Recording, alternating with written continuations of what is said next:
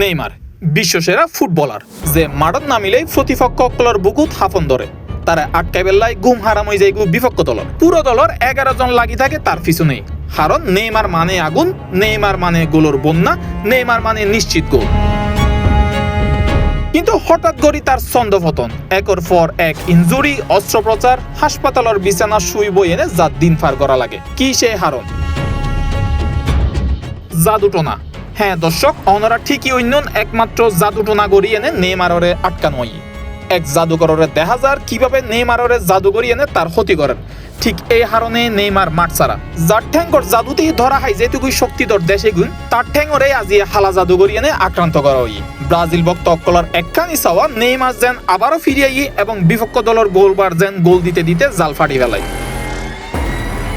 C+ TV, Chittagong.